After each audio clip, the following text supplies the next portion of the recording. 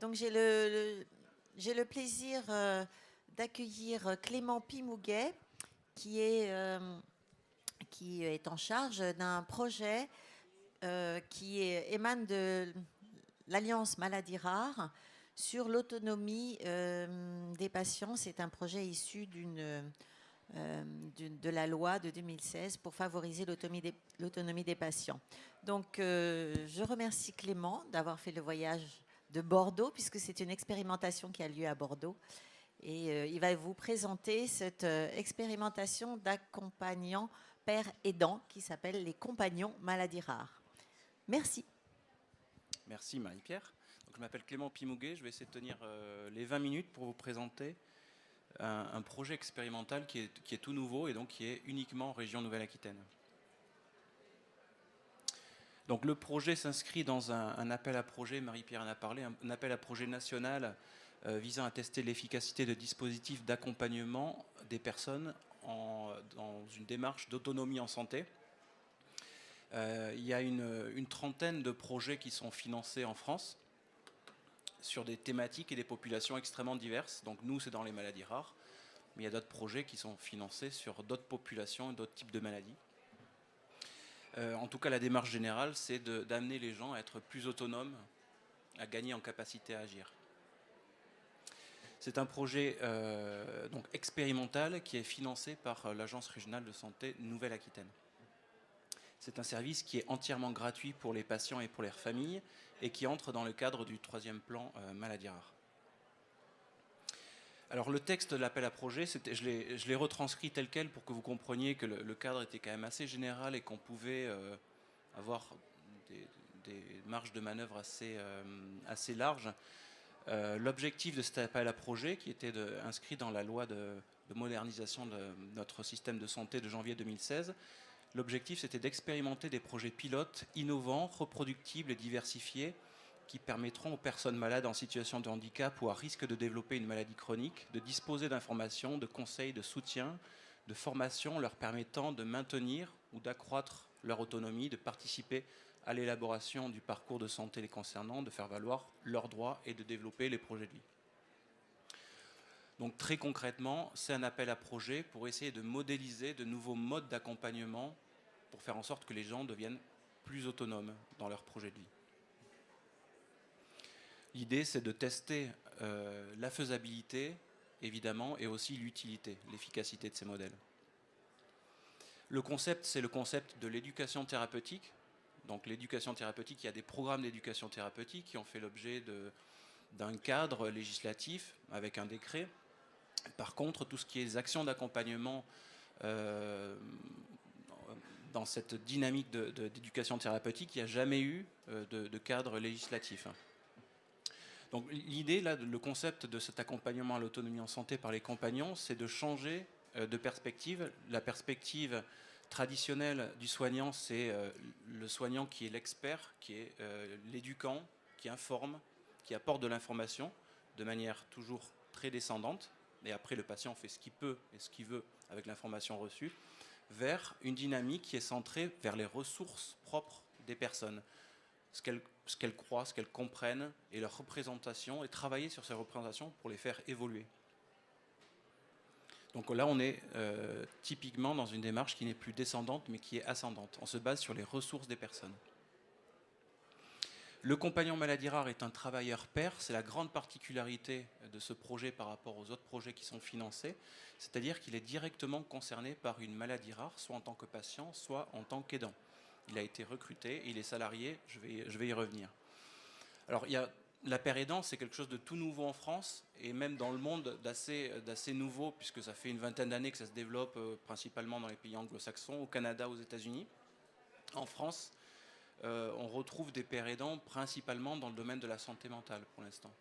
Et dans les maladies rares, en tout cas, il n'y en avait pas vraiment jusque-là, en tout cas salariés. Et donc, comme c'est tout nouveau, il y a assez peu de recherche.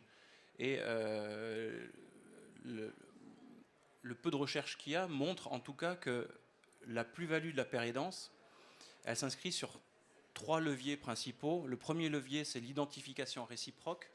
Le malade a en face de lui un malade également, un père. Donc il y a une identification qui se fait, qui est directe Il y a un effet miroir qui se fait. Le deuxième levier, c'est le bilinguisme. Le compagnon, c'est un travailleur pair. Il comprend le langage des soignants. Il a été formé, c'est un professionnel. Et puis, il comprend également le langage des soignés, puisqu'il est lui-même malade ou directement concerné par une maladie. Et puis, le troisième levier, c'est la proximité relationnelle qui rompt avec la distance thérapeutique qu'on trouve traditionnellement dans la relation soignant-soigné, et notamment à l'hôpital. Il y a une distance entre le médecin et le patient, il y a une distance entre l'infirmière et le patient. Et là, cette distance, elle est très très réduite, puisque on n'a pas un professionnel de santé traditionnel, on a un père, quelqu'un qui est également malade.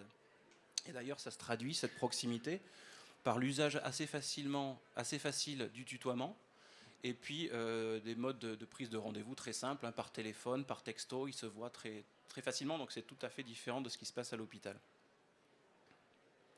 Le compagnon maladie rare se déplace à domicile, donc c'est un accompagnement de proximité, soit à domicile, soit dans un lieu neutre, si la personne ne veut pas être accompagnée chez elle, ce qui a été le cas pour une ou deux situations. Et elle propose un soutien aux familles et aux personnes dans l'exploration et la formulation des projets de vie, dans la construction du parcours et à toutes les étapes de la vie, puisque les difficultés peuvent intervenir évidemment dès le diagnostic ou assez rapidement, ou à un stade un peu plus évolué quand la maladie devient plus handicapante, ou même avant le diagnostic, dans la période d'errance diagnostique. Et on a des situations de personnes qui sont en situation d'errance diagnostique et qui vraiment ont besoin d'être soutenues dans leur démarche. Donc les missions du compagnon, le premier point important, c'est qu'il ne se substitue pas aux autres professionnels de santé. Il n'est pas psychologue, il n'est pas infirmier, il n'est pas assistant social.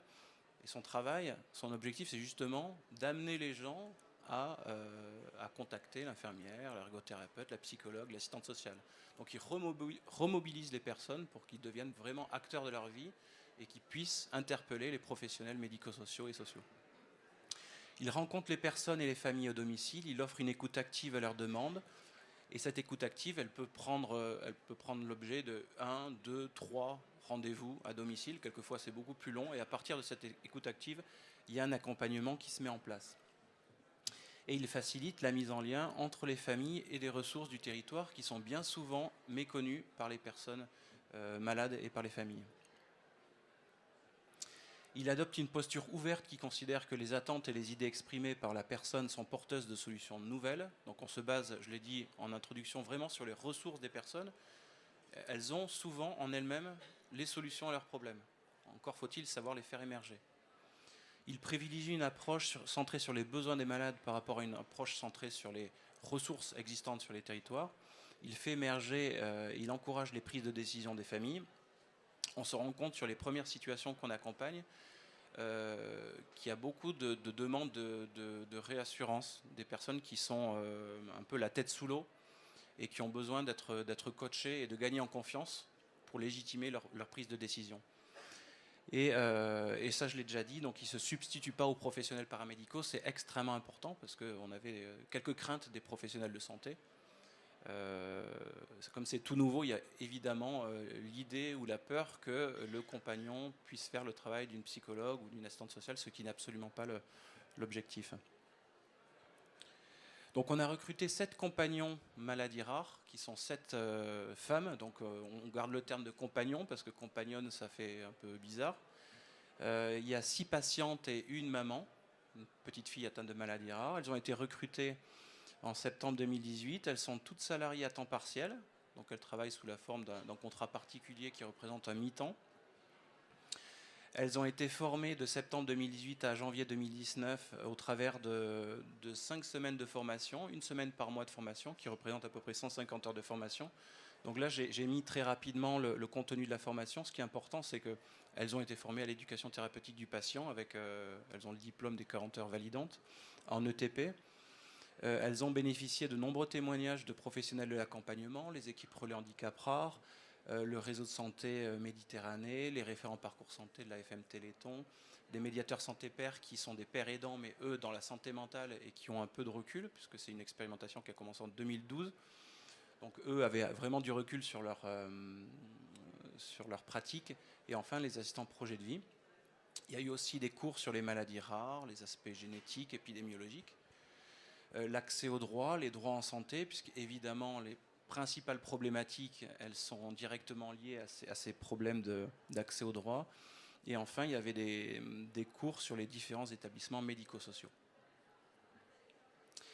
Parallèlement à cette formation qui était assez académique, ça ressemblait un peu au format d'un diplôme universitaire, on a demandé aux compagnons de créer leur propre réseau sur le territoire, c'est-à-dire de se faire identifier par les professionnels et par les intervenants de leur territoire.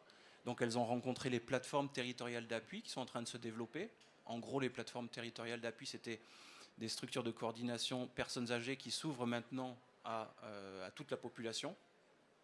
Et donc, forcément, ces plateformes territoriales d'appui voient des personnes atteintes de maladies rares, les associations maladies rares, les représentants des usagers, et il y a un lien très fort également avec les différentes MDPH. Et ce travail de réseau, c'est quelque chose qui est encore en cours, même si elles ont terminé leur formation, parce qu'il y a énormément de partenaires sur les territoires.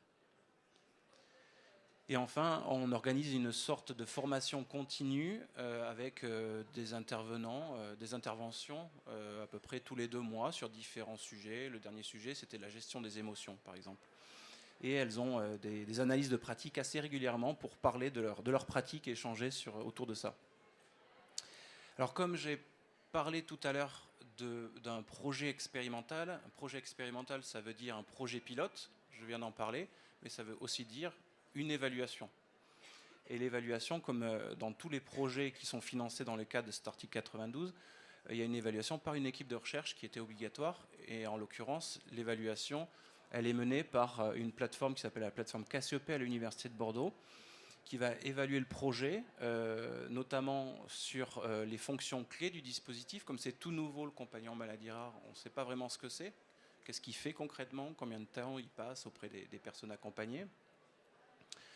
Les données quantitatives d'activité, combien de patients suivis, combien de temps passé par accompagnement, et puis les bénéfices ressentis des bénéficiaires. Évidemment, c'est l'idée de mesurer l'impact de l'accompagnement auprès des personnes accompagnées au travers de questionnaires et d'entretiens qualitatifs. Donc il y a une évaluation à la fois quantitative et qualitative. Et c'est une évaluation qui se déroule de février 2019 à fin 2021. Donc les projets, je ne l'ai pas dit, mais les projets sont financés sur 5 ans. Il a commencé le projet compagnon en 2017 et il va prendre fin 2021. Donc voici la répartition géographique des compagnons maladies rares. Je rappelle, elles ont été recrutées, elles sont à mi-temps et elles sont, pour 6 d'entre elles, malades, patientes. Donc il n'était pas question de les faire couvrir des territoires extrêmement larges. Surtout qu'en Nouvelle-Aquitaine, on a des départements plutôt vastes. Je ne sais pas si vous connaissez la Nouvelle-Aquitaine, mais la Dordogne, le Lot-et-Garonne, c'est quand même des départements qui sont compliqués à traverser. Donc on a décidé de se baser sur des territoires de proximité en infra-départemental. Et on a finalement des compagnons sur le Pays Basque, donc les Pyrénées-Atlantiques. Toute la Gironde est couverte. On a 4 compagnons en Gironde, une en Dordogne et une en Corrèze. Alors comment ça fonctionne? Donc il y a une grande communication sur le projet, au travers des centres de compétences, des centres de référence, des associations maladies rares, au travers des MDPH, des différents médecins, aussi des médecins généralistes, des infirmiers libéraux, auprès des URPS. Ils font redescendre l'information aux personnes qui en ont besoin et les personnes communiquent, contactent directement les compagnons maladies rares. Pour l'instant, les principaux vecteurs de communication, les principales sollicitations qu'on reçoit, c'est via les plateformes territoriales d'appui et également via Maladies Rares Info Service, qui depuis quelques mois nous envoie beaucoup de patients. Alors comme on est sur un cadre expérimental, on peut se permettre d'être un peu malléable et un peu flexible. On n'est pas à 1 kilomètre près. Si les personnes sont un peu en dehors des territoires, évidemment, on les accompagne. Donc là, je vous ai mis trois exemples de sollicitations reçues pour essayer de mieux comprendre quel type de personne peut faire appel à un compagnon maladie rare. Le premier exemple, c'est une dame qui souffre de la maladie de B7 qui a été orientée par son médecin généraliste. Alors je l'ai mis parce que c'est rare quand les médecins généralistes s'y intéressent, et c'est la seule personne qui a été orientée par son médecin généraliste. C'est une dame qui travaillait, qui était infirmière libérale et qui devient de plus en plus handicapée qui est très très isolée socialement et qui a plus du tout ni la force psychologique ni l'énergie de se mobiliser pour faire toutes les démarches administratives. Donc elle a des problèmes financiers, elle a aucun droit ouvert et elle n'arrive pas à se mobiliser pour que sa situation s'améliore, et elle ne trouvait pas le bon interlocuteur. Le deuxième, et donc cette dame, elle est en Corrèze. Le deuxième exemple, c'est une femme qui vient d'être diagnostiquée du syndrome de Schnitzler, une maladie très rare, 150 cas en Europe. Et c'est une dame qui a été orientée par Maladies Rares Info Service. Elle est malade depuis 2 ans et elle a le diagnostic qui est tombé par son spécialiste libéral depuis 1 mois. Et elle est extrêmement fatiguée, elle ne fait que dormir. Elle se lève, elle déjeune et elle se recouche. Elle n'a plus aucune force physique. Et donc elle est vraiment dans un entonnoir, elle ne sait plus comment faire. Elle est très isolée également et elle ne veut pas solliciter de l'aide de professionnels. Donc elle demande à sa famille de l'aider et sa famille est également épuisée. Donc elle a eu le courage d'appeler Maladies Rares Info Service et Maladies Rares Info Service a orienté vers le compagnon. Je termine. Et le dernier, c'est une jeune femme qui souffre du syndrome de Bardet-Biedl, qui a été orientée par une plateforme territoriale d'appui et qui a un besoin, elle, de rompre avec un isolement social, de reprendre une activité sportive. C'est vraiment bientôt terminé. Là, je vous ai repris les témoignages d'une personne accompagnée que j'ai contactée par téléphone pour essayer de mieux comprendre quels étaient les bénéfices et ce qu'elle ressentait par rapport à cet accompagnement. Donc voilà, je vous ai ressorti le verbatim qui est assez explicite. Les personnes saines, donc c'est une dame qui souffre d'une rétinite pigmentaire et qui perd progressivement la vision. Sa mère est malade, son oncle est malade et sa petite fille de 2 ans est probablement aussi malade puisque c'est une maladie génétique. Les personnes saines ne comprennent pas notre mal-être, il faut tout le temps leur expliquer, alors que en relief, le compagnon, lui, est malade, donc il comprend directement.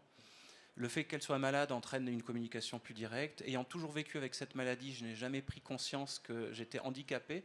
Lorsque j'en ai pris conscience, cela a été un choc psychologique pour moi. Elle m'a aidé, donc c'est le compagnon m'a aidé à voir les choses différemment. En tant que malade, on est perdu, on ne sait pas forcément pourquoi, quoi ou quelle démarche lancer en premier. Elle a su m'aider à prioriser et c'est primordial quand on a la tête sous l'eau. Et enfin, la chose importante, c'est je fais toutes les démarches, elle me met sur les pistes. Le compagnon, il n'est pas là pour faire à la place des gens. Il amène à faire. C'est très important. Donc, si vous voulez plus d'informations, il y a un site internet sur le projet, Compagnon Maladies Rares au pluriel. Vous avez aussi mon adresse mail et mon numéro de téléphone si vous voulez m'appeler. Et je ne sais pas si on a 3 minutes, il y a la vidéo du projet. On a un peu de temps ? Donc on a la vidéo du projet avec les jeunes femmes qui ont été recrutées pour être compagnons.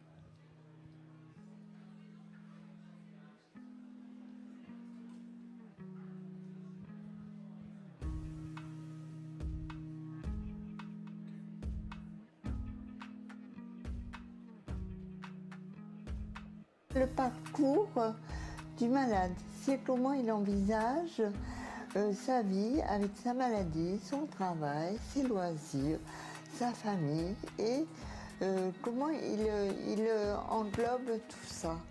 C'est un chemin. Pour moi, c'est le chemin qu'on va prendre pour arriver à répondre à ses propres besoins. Donc, le principe, c'est qu'une personne qui est concernée par une maladie rare, d'une manière directe ou indirecte, accompagne une personne qui soit aussi concernée par une maladie rare, aussi de manière directe ou indirecte. C'est le fait de connaître déjà les maladies rares de l'intérieur, en quelque sorte, d'être un infiltré de la maladie rare, d'avoir vécu un peu toutes les étapes, soi-même ou autour de soi. On n'a pas besoin d'avoir exactement la même pathologie pour se rendre compte de difficultés que la pathologie peut amener à vivre au quotidien. C'est important justement parce qu'on va apporter une expérience par rapport à notre parcours à nous. Je sais ce que tu peux ressentir. Je le ressens pas à ta place, mais j'ai vécu des choses communes aux tiennes. Et là, je pense que ça peut aider dans l'accompagnement. Je pense que même ça peut tout changer. Le rôle d'un compagnon, c'est vraiment d'accompagner sur tous les terrains de la vie. Donc ça peut être les loisirs, ça peut être le travail, ça peut être l'école. Les moments sont différents pour tout le monde, que ce soit l'errance d'un diagnostic ou apprendre une maladie ou suivre les traitements, savoir ce qu'on va faire sur le plan professionnel ou quand ça concerne un enfant par rapport à sa vie scolaire. Ou ça, je pense que ça dépend du moment. Un moment où on va se dire, bon voilà, là je sais pas, et j'aimerais bien être accompagnée ou j'aimerais bien juste en parler. Souvent, en tant que patient ou en tant qu'aidant, on a du mal à demander de l'aide. En fait, on prend ça comme une faiblesse, où on n'ose pas, où on n'a pas envie d'embêter les gens. Mais en fait, l'idée, c'est que des fois, il faut le savoir demander de l'aide aussi, quoi. Alors les compagnons, nous sommes sur la Nouvelle-Aquitaine seulement, puisque c'est un projet expérimental donc financé par l'ARS de Nouvelle-Aquitaine. Et donc, comme nous sommes 7 personnes, effectivement, nous ne pouvons pas être sur la totalité de la région Nouvelle-Aquitaine. Nous sommes sur des petits secteurs, puisque l'on sait que même si les maladies sont rares, le nombre de patients, lui, est important.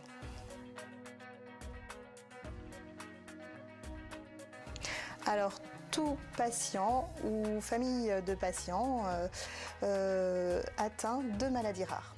Le service est vraiment gratuit, ouvert à toute personne touchée par une maladie rare. Une bibliothèque dans laquelle il va venir prendre ce dont il a besoin. Le compagnon, lui, il va à domicile, mais il a surtout le temps de continuer l'accompagnement.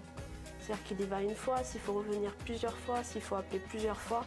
On a ce temps-là, en fait. Venez vers nous parce que nous sommes formés pour vous aider. Nous avons fait une formation très solide. Nous ne venons pas les mains dans les poches. Nous avons une formation avec des intervenants de qualité venant de la génétique, de la psychologie, des institutions. Et nous avons créé vraiment une ressource importante, un maillage. Et en plus de ça, nous avons toute la qualité de bienveillance.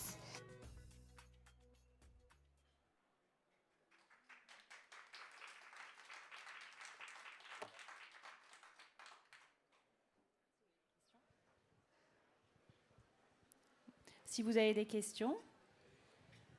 Oui. Oui, bonjour, Delphine Follet, présidente d'association de patients. Je voulais savoir si vous envisagiez des partenariats en direct avec des associations de patients maladies rares pour peut-être justement travailler ensemble, développer.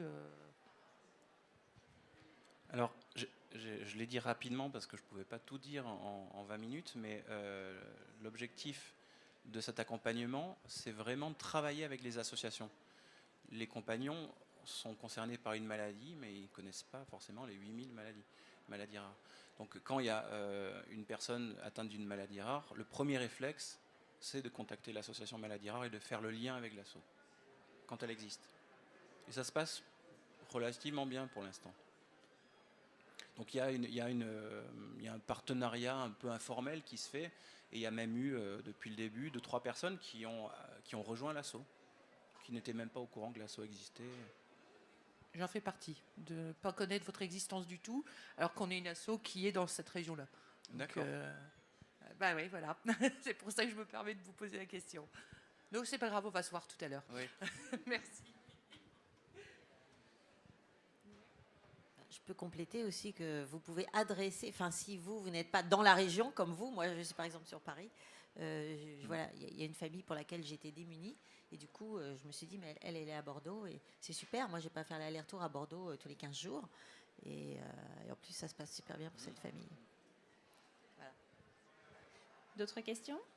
Oui. Aurélie Berland du réseau Maladies Rares Méditerranée. Donc, vous avez un petit peu collaboré avec mes collègues. Du coup, je voulais savoir combien de personnes vous avez accompagnées jusqu'à aujourd'hui. Alors, le chiffre exact, je ne l'ai pas. Ça a été très progressif. Elles ont été formées jusqu'en janvier 2019, je l'ai dit. Ensuite, il y a une communication qui s'est mise en place à partir de janvier jusqu'en mars. Elles ont rencontré tous les centres de compétences et de référence, enfin tout, non, je dis une grosse bêtise, il y en a plus d'une centaine en Nouvelle-Aquitaine. Quelques centres de compétences et de référence. Donc vraiment, ça se met en place de manière très progressive, elles sont qu'à mi-temps. Donc il y a eu les premiers mois, mars, avril, il n'y avait pas grand monde. Et depuis que les PTA se développent et se sont ouvertes, et depuis qu'on a une collaboration plus effective avec les maladies Infoservice, on a beaucoup plus de demandes depuis 2-3 mois. Et on doit être à pas loin de 30 sollicitations reçues depuis, en gros depuis mars. Alors c'est des sollicitations, ça ne veut pas dire que c'est vraiment des accompagnements qui vont se mettre en place. Il y a des gens qui appellent pour avoir une info, et bim, une fois qu'ils ont l'info, après ils se dépatouillent eux-mêmes. Ils n'ont pas besoin d'être accompagnés. Par contre, le gros quand même des 30 sollicitations, c'est des personnes qui ont vraiment besoin d'être... Moi j'utilise le terme de coacher parce que c'est ça, c'est comme le coach sportif qui fixe des objectifs et puis qui peut mettre un petit coup de pied pour remobiliser les gens. L'idée c'est vraiment qu'ils arrivent à prendre conscience qu'ils ont des ressources propres ou autour d'eux. Donc je pense qu'on doit être à peu près à 20 personnes accompagnées. Et c'est normal que ça soit lent au départ, hein. Le dispositif est inconnu. Quand on le présente à des gens qui sont dans les maladies rares en Nouvelle-Aquitaine, ils le découvrent encore. Merci. Merci beaucoup pour la présentation. De rien. Merci. Vous avez Il y a un poster. Voilà, il y a un poster, vous pouvez vous rendre au poster. Et puis je suis là pour répondre à toutes vos questions.